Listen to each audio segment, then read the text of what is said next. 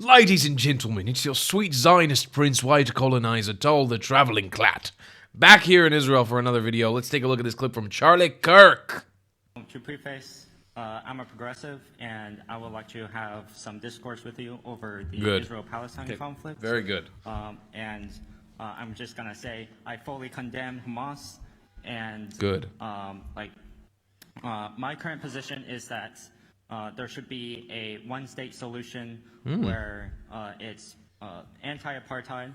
However, there should be the international community with the United Nations should be responsible for leading the peace process. And personally, I think the Hamas and the Israeli government are essentially two sides of the same coin. He started okay, and then he started losing all of us. I know, right? You're feeling it also, right? It was like condemn Hamas, good, condemn Hamas. One state solution, fantastic. Then Israeli government, Hamas, the same thing. I start losing us. So you were doing so well. Absolutely. No, okay. I'm not good with public speaking. No. I just mean the points. The speaking is fine. Yeah. Okay. So I think with the recent conflict, of course, what Hamas did was terrible. However, I think it's very important to understand the context of why they did it. They're very radical, and that radicalization has essentially formed from the Israeli government bullying the Gaza Strip for the past 50 years, and obstructing their freedoms. Okay. Let me just ask, so thank you for condemning the attacks. I wish we had every member of Congress that could do that. However, let's just make sure we have our stuff clear. You say the Israeli government and Hamas are the same side of a coin, right? Maybe there's some differences, yes, but okay, yeah. Well, the differences are pretty big. So let me just go through the last 2 weeks, and I want you to just at least acknowledge it or not acknowledge it. Hamas gave no warning before they slaughtered 1,300 women and children. Israel did multiple days of warnings and dropping leaflets before they dropped any bombs on civilian corridors. Is that moral equivalency? Well, I think, of course, I think Hamas is much worse. Okay, good. So they're not the same coin. Got it. So because you said they're similar coins, maybe the penny and the nickel. Oh, okay. All right. Let's go to the next question. Let's go to the next kind of. Well, okay. Element. So I think that. So as I said earlier, I think the international community should get more involved. I got a comment the other day because I had like a debate night on my live stream last night, and I got a comment saying that Tal really needs to learn how to let people speak a little bit more. I commend Charlie Kirk in this moment on how he's able to keep composure and let this doofus, and I say it respectfully, but let this doofus continue to talk. Maybe it's the Middle Eastern in me, because maybe we're not people of democracy and letting other people speak. I don't know. I was raised in a culture of you yell at each other. I don't know. Maybe it's just me. Maybe it's where I come from. And maybe there's a little bit more of this needed in the world. But if somebody comes at me and they're absolutely misinformed and stupid, right, it's my duty, I feel, to educate. I can't let you just keep running your mouth. You got to sit down and shut up. It's the whole thing that I coined about Abu Baklawa. I'm pretty sure I'm wearing the Abu Baklawa shirt. Yeah. It's not available anymore, but we do have cool merch items like this one on my website, like mugs you can get and a cool hat.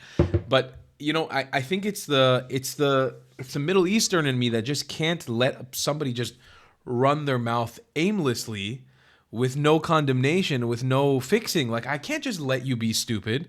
I have to help you. I mean, if you're being stupid uninvolved to me, go be stupid. But you're being stupid with me about my thing. So it's really hard to sit quiet. You know what I'm saying? Palestinian Peace, Not Apartheid by President Jimmy Carter. And the book essentially boils down to three things. The Israel country and its borders should be respected. I agree. Palestinians and Jews should coexist peacefully, and they shouldn't be killed, which is the third thing. I think. So, my God. Okay, I got to interrupt. Well, okay. Sorry. No, I'm so sorry. All right, no, it's okay. So let me just, I want to try to get this along to some sort of clarity, if not agreement. Who's a bigger impediment to peace, Israel or Hamas? I think the biggest impediment is the reactionary politics and like reactions between the two groups. Hamas had been radicalized by the Jews, or rather the Israel government. Charlie, how do you have which this had been much radicalized patience? By the history of Hold on, Arabs killing Jews. I got to cut you off, man. Wait, what? Like you said, Hamas is radicalized by the Israeli government. Well, They're radicalized by Islam, not by the Israeli government. Islam is what radicalized Hamas. Not everything goes back to the Jews, man, right? Like, well, no. I'm sorry. So I think, so the conflict essentially boils down to. Oh my God, this is such a hard video to sit through. My God, this guy's so annoying. Arabs killed a bunch of Jews in its history. The Jews killed a bunch of, or through the Zionist movement, through colonialism. No. And like during, okay. All right. I don't want to spend too much time on this, but I just want to ask one final question. Please, Charlie. If Hamas would lay down all of before this massacre, okay, would have laid down all of their weapons, what do you think would have happened? And if Israel laid down all of their weapons, what do you think would happen? So I'll address the second part. If Israel lays down all its weapons, I think terrorist groups such as Hamas and the Palestinian Authority would use this opportunity to kill a bunch of Israelis. I agree. So we have clarity on that. So, great. Before the massacre, because heightened tensions, if Hamas would have laid down their weapons and Gaza would have laid down their weapons, what do you think would have happened? I think the Israel government would try to essentially do something similar, where they would try to push out all of the Palestinians. As we would have I do peace, not think they have freedom movement. So we're not going to agree on this. Let me just make a couple points. Israel, time and time again, has sat down for peace. Abraham Accords, Oslo Accords, Camp David Accords, which was facilitated. At every corner, Israel has given up land, Sinai Peninsula, parts of the West Bank, parts of Judea and Samaria, in the pursuit of peace. And I just encourage you, and you've been intellectually honest, but I want you to think about this, and anyone who might agree with you, that these are not morally equivalent. You have one side that has a democratically elected government that allows pluralism in the Knesset, Arab, Judaism. In Gaza, they are one size fits all. Hamas took over power, was voted into power, and the stated doctrine of Hamas is no morally different than Nazism. It's not an exaggeration. It's the same. It's not about land. It's not about winning hearts or souls. It's about killing Jews. And the issue is this. Well, more than the issue, is that Hamas now invited this conflict, okay? And this is where my sympathy kind of wanes down to little next to nothing, is that there was at least some form of an equilibrium. They were in Gaza, Israel is in Israel, and on a holy day in the 50-year anniversary of the Yom Kippur War, they decided to go into kibbutzes, which I know that you denounce. But at that point, they're going to F around and find out, and Hamas should be obliterated for that action. Thank you very much. Thank you. I don't know what that kid. I don't know what he would. I hope he learned something. I don't really know. I'll leave everybody with this equation, okay? Because I think I want to add a little bit of insight. But Charlie Kirk did a great job in that video, speaking up for the truth there.